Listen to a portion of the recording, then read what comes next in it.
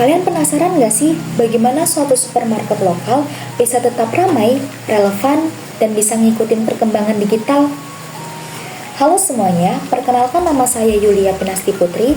Saya merupakan mahasiswi dari Stikom Yosudarso Purwokerto, Prodi Sistem Informasi dengan NIM 2022-01045. Di kesempatan kali ini, kita akan membahas tentang suatu supermarket lokal di Banyumas yang cukup dikenal, yaitu Tokoyogi.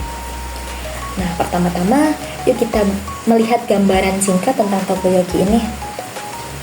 Tokoyogi Banyumas merupakan supermarket lokal yang berada di Jalan Pramuka nomor 73 Banyumas yang buka setiap hari.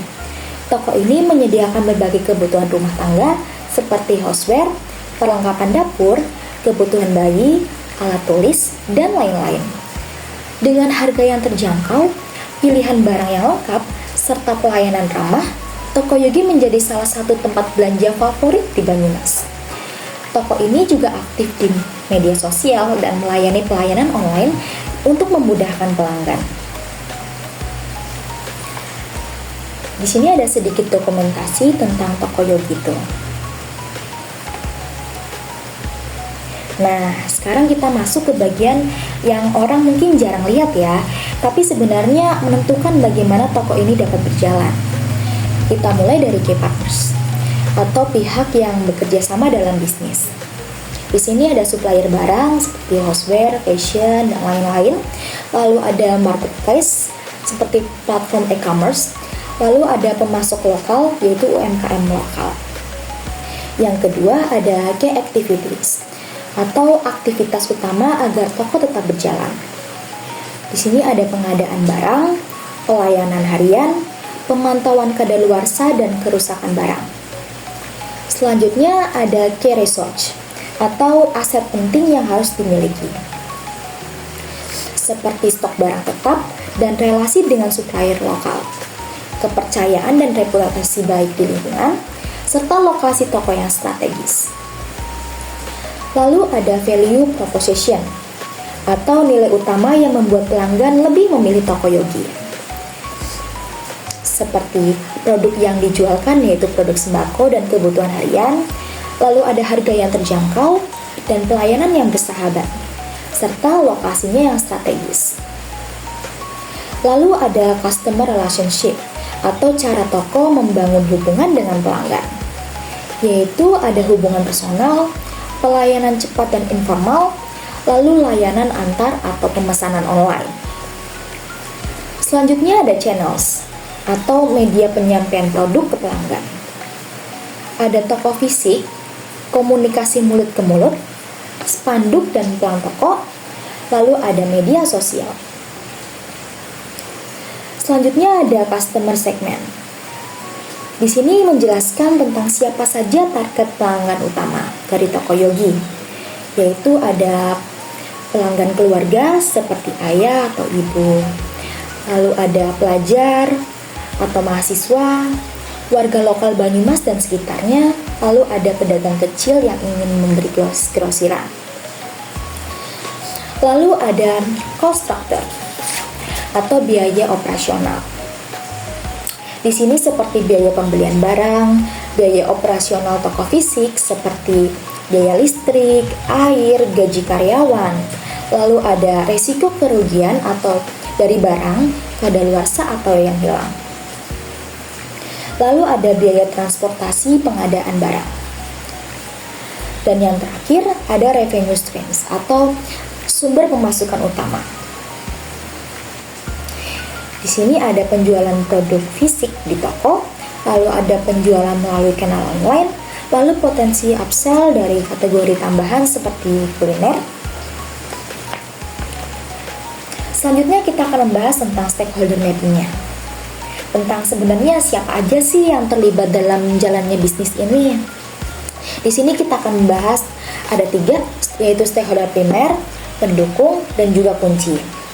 Stakeholder primer atau pihak yang paling dekat dengan operasional, seperti pelanggan, karyawan toko, seperti kasir, pramuniaga, lalu staf logistik. Lalu ada pemilik atau manajemen Tokoyogi Banyumas. Lalu ada stakeholder pendukung, yaitu pihak yang membantu kelancaran tapi tidak tiap hari nih terlibat. Contohnya ada supplier produk, kurir atau layanan antar atau marketplace partner, lalu ada platform media sosial, lalu ada bank atau payment provider. Dan yang terakhir, ada stakeholder kunci atau pihak yang sangat menentukan sukses atau bertahannya toko. Ada supplier utama atau pemasok barang yang paling laku atau volume besar, lalu ada marketplace atau kanal digital yang menawarkan jangkauan lebih luas. Dan yang terakhir ada pelanggan loyal yang merekomendasikan ke orang lain. Oke, selanjutnya kita akan membahas tentang customer journey mapping.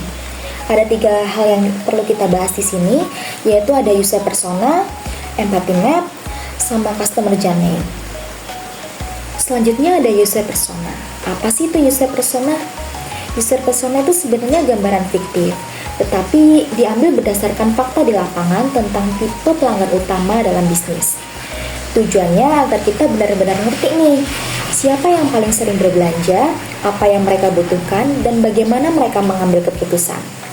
Dengan membuat user persona ini, bisnis bisa tahu nih, apa yang harus diperbaiki, apa yang perlu ditingkatkan, dan bagaimana mereka bisa membuat pengalaman belanja yang lebih baik. Di sini saya mengambil dari ibu rumah tangga bernama Ibu Jane dengan usia 48 tahun yang tinggalnya di Banyumas. Pekerjaannya mengurus rumah, lalu frekuensi belanjanya 1-2 kali seminggu. Motivasi utamanya, belanja cepat, hemat, dan lengkap dalam satu tempat. Ada kebutuhan utama, toko lengkap, stok stabil, harga jelas dan kompetitif, pelayanan ramah dan gak ribet, tempat belanja yang dekat dan mudah dijangkau. Tujuan bisa belanja dengan cepat tanpa harus muter jauh, produk kebutuhan rumah selalu ready, lalu harga yang masuk akal dan promo yang dapat membantu penghematan. Lalu ada motivasinya, ingin hemat waktu dan hemat uang, ingin pastikan kebutuhan rumah selalu terpenuhi, mengutamakan kepraktisan, belanja sekali, semua dapat.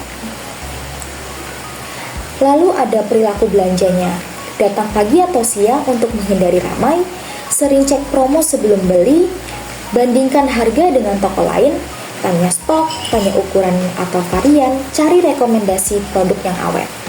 Lalu ada kekhawatirannya juga nih, barang yang dicari habis, harganya tiba-tiba naik, lalu beli barang yang salah. Lalu ada pain point, antrian kasirnya lama, stok dasar cepat habis, dan susunan barang membingungkan atau sulit dicari. Lalu ada alasan memilih toko Yogi, yaitu dekat rumah, produk lengkap dan praktis untuk belanja bulanan, lalu pegawainya sigap dan ramah. Nah, selanjutnya ada empathy map. Di bagian ini kita bisa ngerti nih, pelanggan bukan cuma dari logika, tapi juga dari emosinya. Tujuannya apa? Tujuannya untuk memahami perilaku dan perasaan pelanggan secara lebih mendalam. Nah, di empathy map ini ada 4 aspek utama: says, thinks, feels, and does. Says, apa yang dia ucapkan? Kayak nanya-nanya harga nih, nanya-nanya promo, nanya-nanya stok. Lalu thinks, apa yang dia pikirkan?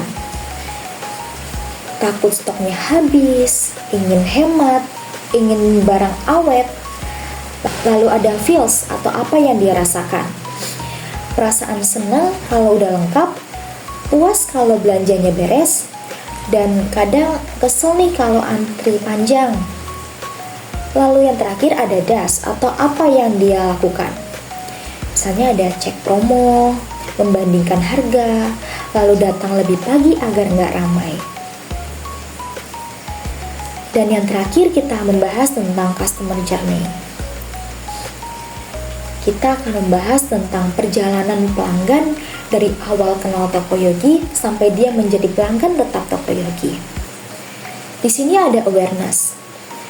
Butuh barang harian, lihat toko saat lewat atau dengar dari tetangga, sehingga dia sadar ada pilihan belanja dekat rumah. Yang kedua ada consideration. Membandingkan harga, kelengkapan, dan kenyamanan. Lalu putuskan apakah toko ini lebih praktis. Yang ketiga ada purchase. Datang, pilih barang, bayar cepat, cari pengalaman belanja yang lebih simpel. Yang keempat ada retention. Puas nih, dia bakal balik lagi karena dekat, lengkap, dan pelayanannya lebih enak. Yang terakhir ada advocacy. Dia merekomendasikan dan menceritakan ke tetangga karena merasa toko ini paling lengkap dan dekat. Oke, mungkin itu dia ya pembahasan mengenai analisis bisnis digital dari Tokoyogi Banyumas. Semoga penjelasan ini bisa memberi gambaran yang jelas tentang bagaimana supermarket lokal bisa beroperasi, beradaptasi, dan tetap relevan di era digital. Terima kasih yang sudah menonton sampai akhir. Saya Yulia Pinasti Putri pamit undur diri. Sampai jumpa dan semoga bermanfaat. Have a great day. Bye-bye.